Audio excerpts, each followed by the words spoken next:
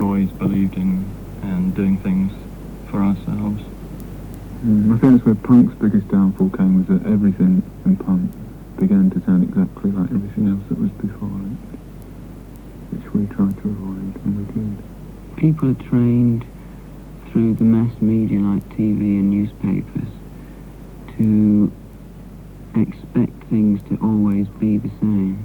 They expect washing powder to always be the same, or they expect a particular rock band to always give them the same response or style.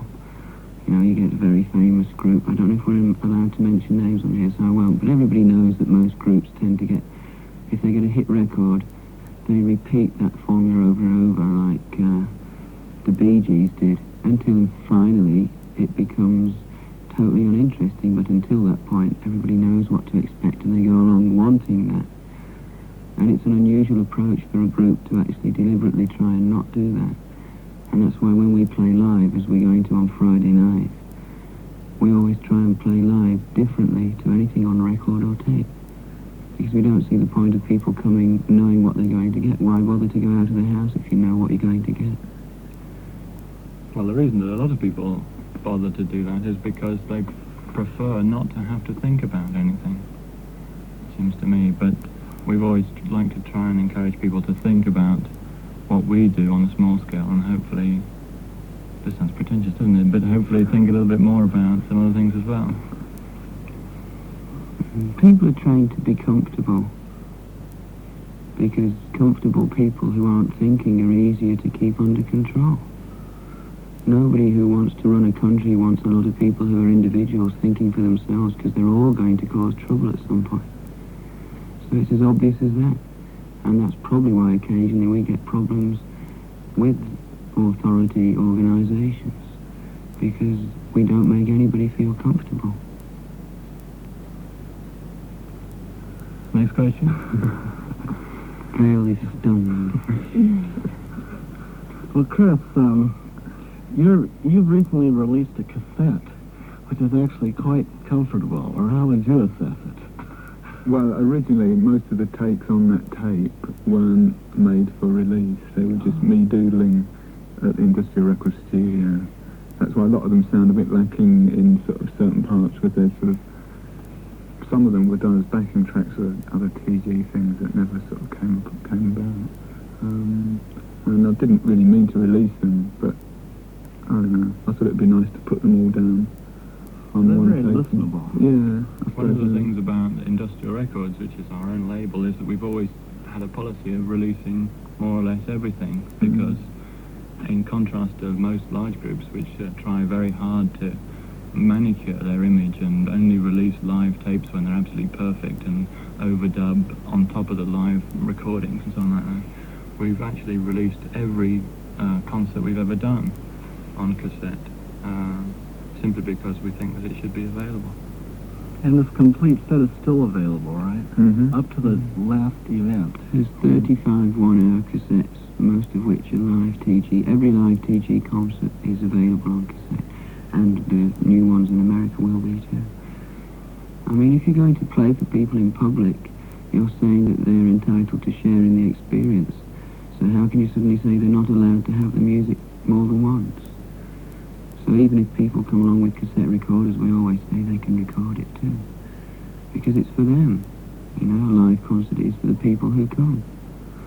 You can't suddenly turn around and say, yes, you can have it, no, you can't. Then you're doing the same control tricks all over again, trying to stay in a power position, which isn't what we're after at all. So, is it true that none of you depend upon paying the rent from your projects? Not at the moment. It was until about 1 year ago, and then it became impossible to be part-time record executives. And so Chris and I both get one very minimal weekly wage and work full-time for Industrial Records, because otherwise nothing would have continued. But by the same token, we don't ever allow the temporary need for money to have any control over the actual product that we produce. It's as soon as you have to play a gig on Saturday, or you have to sell X thousand records in order to pay the mortgage, you might as well forget it, as far as I'm concerned. The fact we get a wage at the moment at all is just expediency to make more projects happen. It's not because we don't have any other way to survive. I think a lot of people are surprised that your next record album will be William Burroughs. How did that come about? Well, you should explain that we are a record label, not just Throbbing Gristle as well. Throbbing Gristle does run Industrial Records label, Right. and we bring out records by other people selectively. And the next one is William Burroughs. I think you just explained. Right. Yeah, well, through various acts of fate, we've ended up acquaintances of William Burroughs, and we've also applied some of his ideas and Brian Geising's ideas about cut-up collage techniques with tape to the sounds that we use. And it seemed very logical that we should actually try and make his original experiments with cut-up tapes available to the public, so that instead of just reading about them, you could actually hear the results. And as most young people are more record-oriented, it would maybe have more effect on them to get hold of a record of it when they may never read the book. They may then be inspired to experiment themselves and find out how much of the future you can reveal.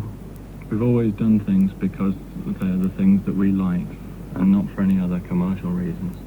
We like William Burroughs, and we very much like the tapes on this album, and so that's why we're doing it. And I believe Sleazy and Genesis are also branching into video, is that correct? I'm trying very hard. Yeah, it's expensive though. Psychic television? Yeah, that's right. But we've done videos already as TG on Industrial, so it's already begun in that sense. And we'd like to continue experimenting with image and sound combined, which seems to be the modern equivalent of cut-up techniques.